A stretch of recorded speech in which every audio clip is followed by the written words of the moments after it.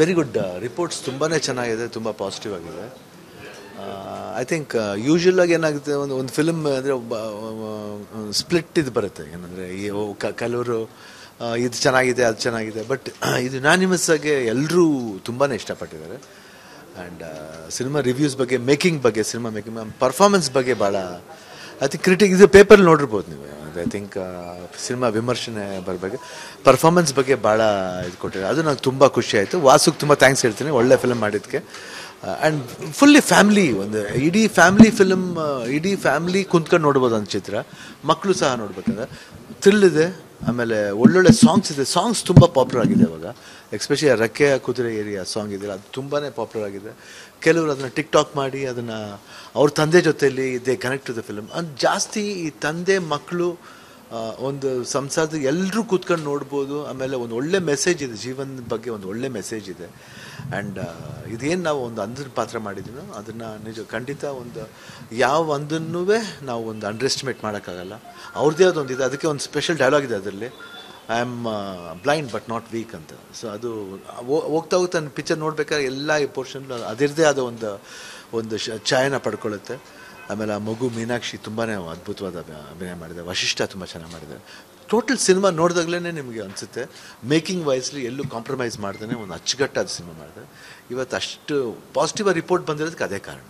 14 days I think ಅಂದರೆ ನಿಜವಲ್ಲ, justify ಆಗಿದೆ.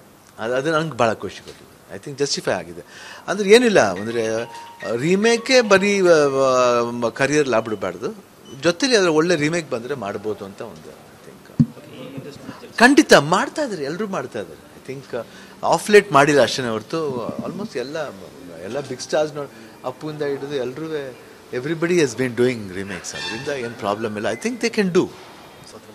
ಹೌದು, ಐ ಥಿಂಕ್ ತುಂಬಾ ಖುಷಿ ಆಯಿತು. ಅಂದರೆ ಮಾಡಬೇಕಾದ್ರೆ ಕಣ್ಣು ನೋವು ಬರುತ್ತಿತ್ತು ಆ್ಯಕ್ಚುಲಾಗಿ. ಒಂದೇ ಕಡೆ ಅದು ಬೇರೆ ಗ್ಲಾಸ್ ಗೀಸ್ ಎಲ್ಲ ಹಾಕೊಳ್ದೇನೆ ಮಾಡಬೇಕಾದ್ರೆ ಒಂದೇ ಒಂದು ದೃಷ್ಟಿನ ಒಂದೇ ಕಡೆ ಇಟ್ಟು ಬರೀ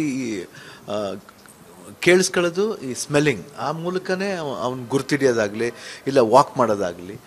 ವಾಕಿಂಗ್ ಒಂದು ಸ್ಟಿಕ್ ಇರ್ತಿತ್ತು ಯೂಶ್ವಲಾಗಿ.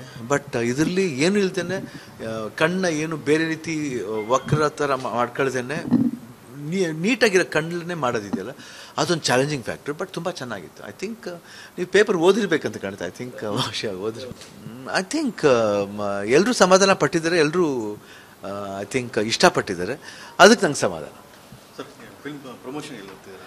ಐ ಥಿಂಕ್ ನಮ್ಮ ನಿನ್ನೆವರೆಗೂ ಆಯಿತು, ಬೆಂಗಳೂರಲ್ಲಿ ಆಯಿತು. ಇವಾಗ ನಾಳೆ ಹುಬ್ಳಿಗೆ ಹೋಗ್ತಾ ಇದ್ದೀವಿ, ಹುಬ್ಳಿ ಧಾರವಾಡ.